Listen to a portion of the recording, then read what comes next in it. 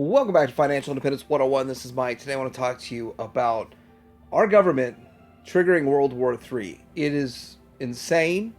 I'm 100% against it, and I'm going to make as many videos as it takes to keep us from going into war for absolutely no reason whatsoever. But let's show you a series of events in this video that leads us to World War III. It's almost like Democrats are trying to write a textbook on how to start World War III with their actions of the last few years. You might say, well, Mike, this is a finance channel. Why do you even talk about war? Well, some people believe that they want to go to war because the economy is so bad and it covers up the bad economy. I don't know why you'd want to trigger a war, because if one nuke slips past the goalie of the 5,000 plus nukes that Russia has, then we could see the U.S., parts of the U.S., uninhabitable, just like Chernobyl. It all centers around Ukraine. Isn't it really kind of odd? It's kind of strange. Anyhow. But if war was not the absolute, complete, and total, utter goal of the Democrat Party, then why did they slip this defense bill through Friday to add women to the draft? I've been saying it all year. Get ready for your daughters to get drafted. It was not a joke at all. This is happening. And it's not good, but why would they need to take this action, this legislation, Friday, just a few days ago, unless their ultimate goal is war? We're going to talk about this and more. I'm going to show you the timeline coming up.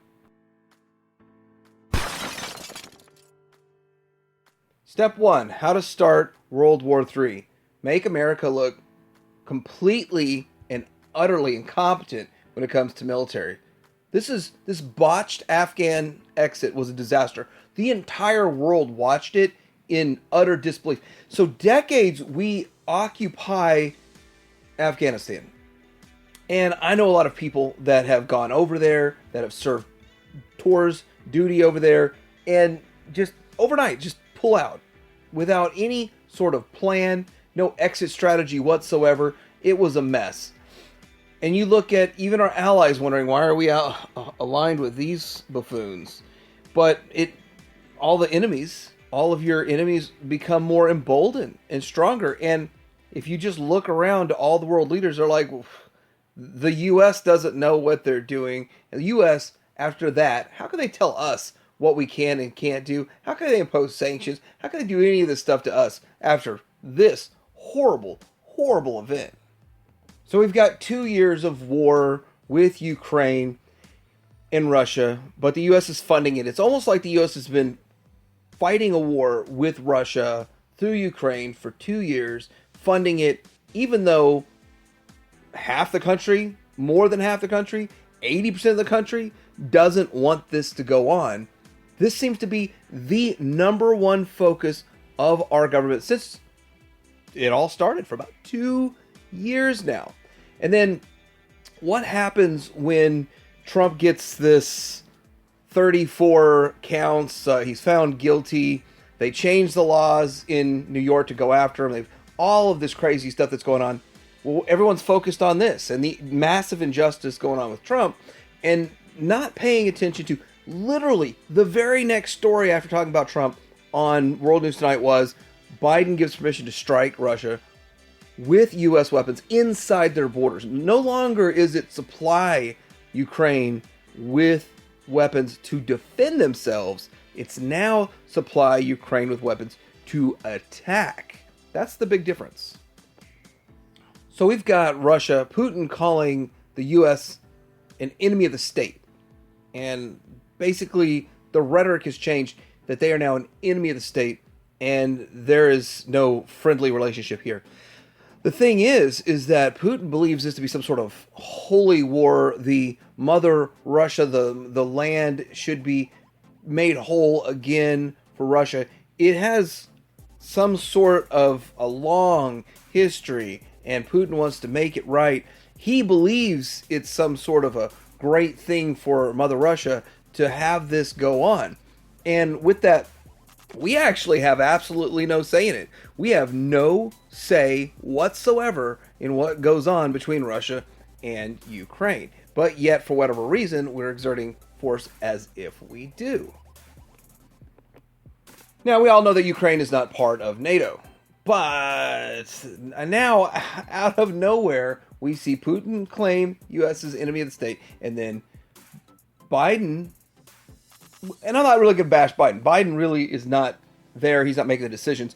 It's the Democrat Party that's telling Biden what to do. But they signed a 10-year defense agreement, which is basically trying to say that they're almost part of NATO. And that was the thing. While they're in war, they can't join NATO. And this act right here, Putin said over and over that he would consider this an act of war. And he said it so many times that it's like, okay, we're going to do it. So now what are you going to do? So what does he do? Now, there's 4 warships, including a nuclear sub, sitting 200 miles off the coast of Florida. And I'll show a picture of that here in just a bit. But this is the interesting part. These 4 warships are not going to be taking on World War III. But are they transporting weapons to Cuba? As actually Putin has claimed that it would be perfectly fine now. It's if the U.S. can do it in Ukraine, they can do it anywhere else in the world to the U.S.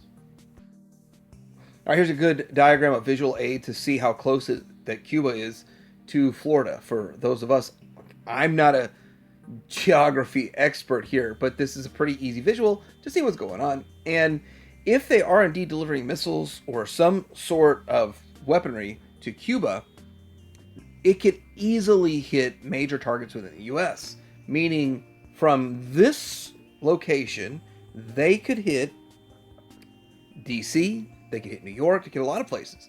And that's what's probably going on, because 3 warships are not going to start a war. Now, it would take a whole fleet, and it wouldn't really be smart to go that route. It would be more smart to go this route. And again, remember, if one of those is nuclear, that we have a Chernobyl situation, we have an uninhabitable USA. According here to Reuters, there are 5,580 nuclear warheads in Russia that they control. That's a lot of warheads. All it takes is one of those to slip past the goalie. But couldn't they launch it from Russia and hit the U.S. since we're technically neighbors? See, this is another bit of propaganda. Now, Russia is huge. It's a large landmass. A lot of it is probably uninhabitable. It's just too cold. But I don't know all the details about Russia. But I can tell you right now that this is where misinformation is used a lot of the time. If you look up there at Alaska, and from Alaska over to Russia, they say that that point of entry, you could almost walk across when it gets cold enough and that water freezes. But Alaska almost touches Russia. And if you even look at maps, they never show it this way. We know the Earth's round. It's not flat. That line right there, it's like, oh no, you shouldn't be looking at that line like that.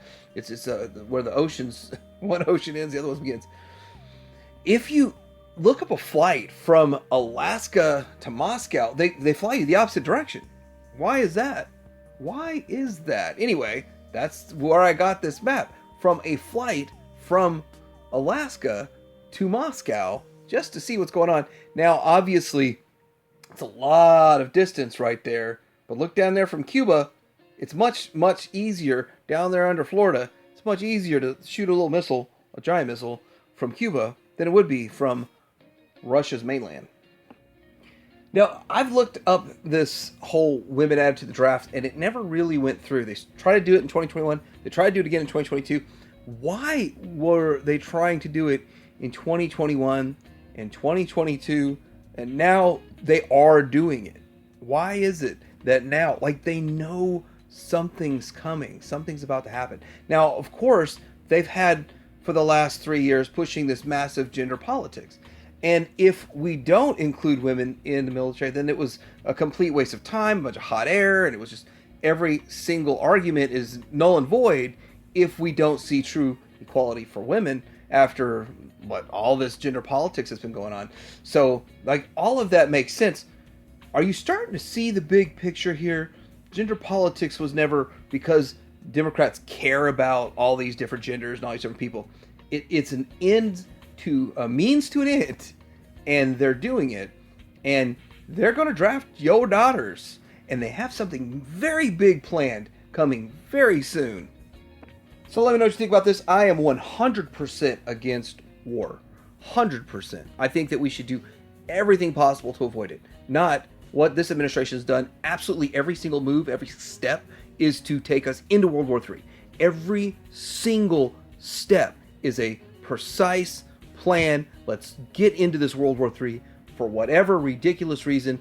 And are these people that executed this botched Afghan, do you want them in charge if something goes down? Because I sure as heck don't. Let me know in the comments below. Like, subscribe. Financial Independence out.